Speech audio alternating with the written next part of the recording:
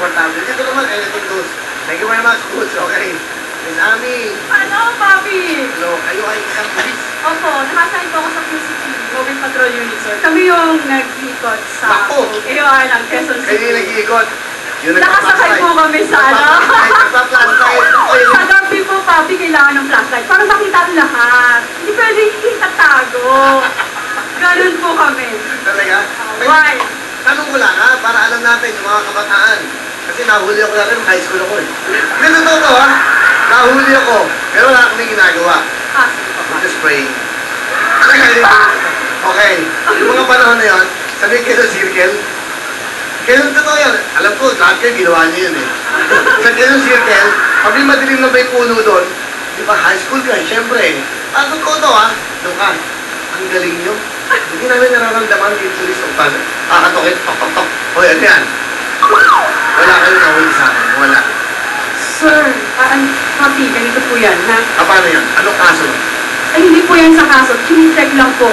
Nasa madilim po kayong lugar. Natural po, kami nagsisilbi sa bayan to protect lives and property. Pinoprotektahan lang po namin kayo sa madilim na lugar! Kayo po ay hinilawan namin! Kami po nandito lang! Tama naman yun. Eh, ako naman nagpo-protect rin doon. Hindi pwede may ilaw, nakakasilaw. Biro lang yan, ha? Mga biro-biro ang pamilya ng local lang yan, mga kanto-kwentuhan. Kaya tayo mag-ingat kayo, kasi tama yun eh. Mga mamaya, may mga hold-upper dyan. Opo, ganun nga po yun, Papi. Totoo yan eh, ha? Pinapes mo ako na huli. Papi, hindi lang po hold-upper. Lahat po ng klase ng lawless violators natin. Kailangan natin yan. Mga nagka-drugs. Yan, isa po yan. Tsaka yung kabataan po natin. Ano payo nyo sa mga ganyan, yung mga... Sa lahat po, kung po pwede po sana na kayo po ay tumawag lamang sa aming telepono na 922-5533 Mobile Patrol Unit po. Handa po kaming maglingkod 24 hours just in case meron po kayong problema. 922-5533 po. Yun po ang aming telepono. 922-5533 po. Sandali ha? Ayan po. Harapan ng type doon sa ano? Uy! Busy oh! Busy! Meron po yung tumatawag na gasos. Oo, busy. May mga caller po talaga na. Okay.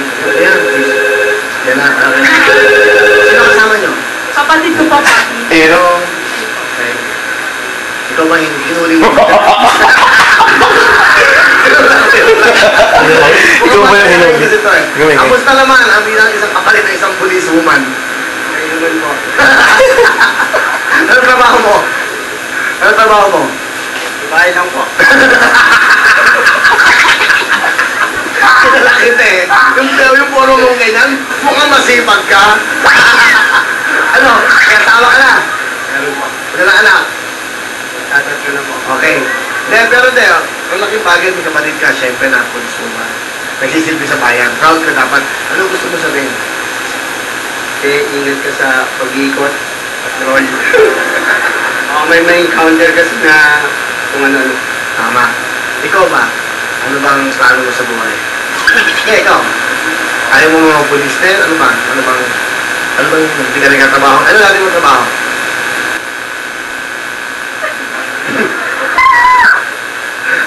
So, okay, wala.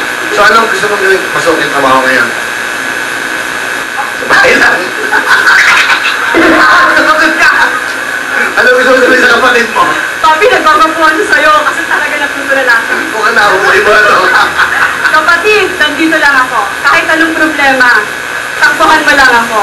Lagi akong, lagi kitang Habulin kita! Lagi lang kitang bibigyan ng advice. Pero, lahat lang na magiging problema mo, takbuhan mo lang kami. Wala kang magiging problema. Hindi naman takbuhan. Huwag naman takbuhan, hindi natakbuhan kayo.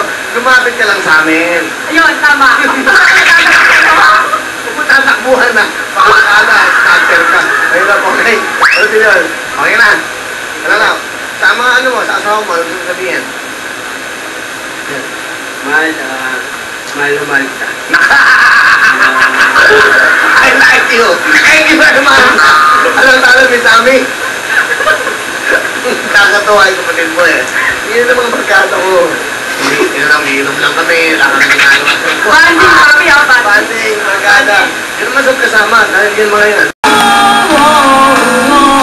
Wag na wag mo